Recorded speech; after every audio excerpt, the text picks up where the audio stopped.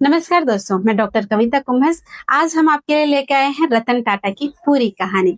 दोस्तों, अरबों की दौलत लेकिन जिंदगी उनकी सादगी भरी थी। चलिए जानते हैं उनके ग्रुप के सक्सेस स्टोरी। दोस्तों, क्या कोई इंसान इतना अमीर होकर भी जमीन से जुड़ा रह सकता है? क्या एक बिजनेसमैन सिर्फ पैसा कमाने के लिए नहीं बल्कि समाज की सेवा के लिए भी जी सकता है? आज हम जानेंगे रतन टाटा की पूरी कहानी, एक ऐसे व्यक्ति की जिनका नाम सिर्फ उद्योग नहीं बल्कि भरोसे, ईमानदारी और इंसानियत का प्रतीक माना जाता है। रतन टाटा का जन्म 28 दिसंबर 1937 को मुंबई में हुआ। जब वे छोटे थे तब उनके माता पिता अलग हो गए। उनका पालन पोषण उनकी दादी लेडी ने किया। बचपन में उन्होंने अनुशासन, सादगी और दूसरों की मदद करने की सीख अपने परिवार से प्राप्त की। उन्होंने भारत और विदेश की शिक्षा में प्राप्त की तथा बाद में अमेरिका की काउंसिल यूनिवर्सिटी से आर्किटेक्चर की पढ़ाई की।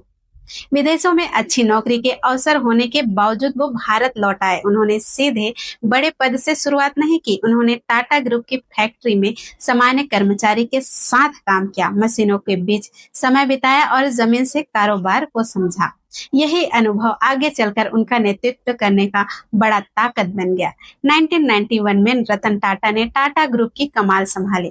शुरुआत में कई लोगों को लगा कि वो इतने बड़े समूह का नेतृत्व नहीं कर पाएंगे, लेकिन उन्होंने कंपनी को नई दिशा दी। उनके नेतृत्व में Tata consultancy service, TCS, Tata Motors, Tata steel और कई कंपनियों ने वैश्विक पहचान बनाई। रतन टाटा के नेतृत्व में टाटा ग्रुप ने कई बड़ी अंतरराष्ट्रीय कंपनियों का अधिग्रहण किया। 2000 में टेटली टी, 2007 में कोरस स्टील और 2008 में जगुआर लैंड रोवर। इन फैसलों ने दुनिया को दिखाया कि एक भारतीय कंपनी भी वैश्विक स्तर पर बड़ी कंपनियों के साथ कदम से कदम मिलाकर चलती है। रतन टाटा का सपना था कि मध्यम वर्ग का परिवार भी सुरक्षित कार खरीद सके। इसी सोच से टाटा नैनो बनाई गई। हालांकि नैनो व्यावसायिक रूप से अपेक्षित सफलता नहीं पा सकी, लेकिन यह भारतीय ऑटोमोबाइल इतिहास की सबसे साहसी परियोजनाओं में से एक मानी जाती है। रतन टाटा ने हमेशा कहा, असफलता से सीखना भी सफलता का हिस्सा है।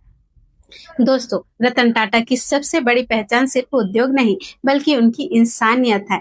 26/11 मुंबई हमले के बाद उन्होंने प्रभावित कर्मचारियों और उनके परिवारों की मदद की। वे स्टार्टअप में निवेश करते रहे और युवाओं के नए विचारों को प्रोत्साहित किया। रतन टाटा ग्रुप के लाभ का बड़ा हिस्सा विभिन्न टाटा ट्रस्ट के माध्यम से शिक्षा, स्वास्थ्य, सामाजिक कार्यों में लगाया गया। रतन टाटा को भारत सरकार से रतन टाटा की पद्म भूषण और पद्म विभूषण जैसे सम्मान प्रदान किए गए।